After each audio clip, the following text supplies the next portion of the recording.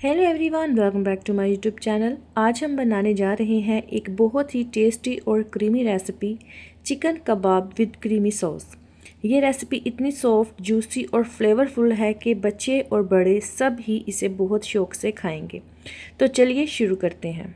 तो सबसे पहले तो यहाँ पर चिकन का जो कीमा है वो एक बाउल में मैंने शामिल कर लिया। इसमें अदरक लहसुन का पेस्ट, हरी मिर्च को कूट के शामिल करना है और प्याज जो है इसको बारीक चॉप करके, तो इसका जो पानी है ना वो हमें निकाल देना। बाकी के स्पाइसेस इसमें नमक, कुटी हुई लाल मिर्च, ज़ीरा पाउडर और धनिया शामिल करके अच्छी तरह से इसको मिक्स कर लेंगे।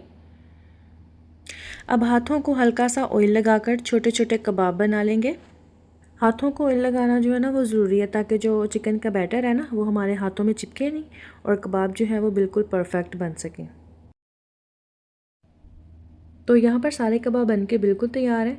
अब इनको 20 से 30 मिनट के लिए फ्रिज में रखेंगे, ताकि सारे जो हमने स्पाइसेस शामिल किए थे ना वो अच्छे से चिकन में अब्जर्व हो जाएं।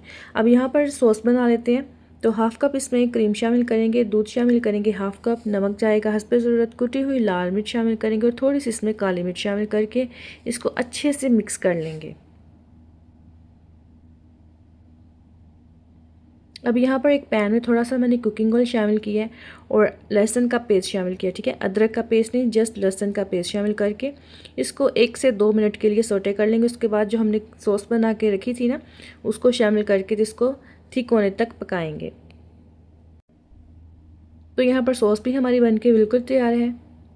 अब एक पैन में थोड़ा सा ऑयल गर्म करेंगे और कबाब को मीडियम फ्लेम पर दोनों तरफ से गोल्डन ब्राउन और अंदर तक पकने तक फ्राई कर लेंगे।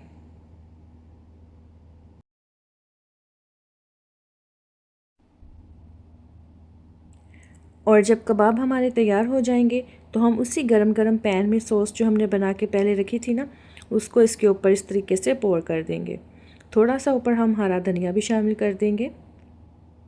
ये chicken kebab with creamy sauce naan, paratha, fries या फ्रेश सैलड के साथ सर्व करें। यकीन मानिए हर बाइट क्रीमी, जूसी और बहुत ही डिलीशियस होगी। अगर आपको हमारी रेसिपी पसंद आए तो वीडियो को लाइक करें, अपने दोस्तों के साथ शेयर करें और मज़ीद टेस्टी रेसिपीज़ के लिए कुकिंग विद नाज़िया को सब्सक्राइब करना ना भूलें। खुदा हाफिज़, मिलते हैं अगली डिलीशियस रेसिपी के साथ।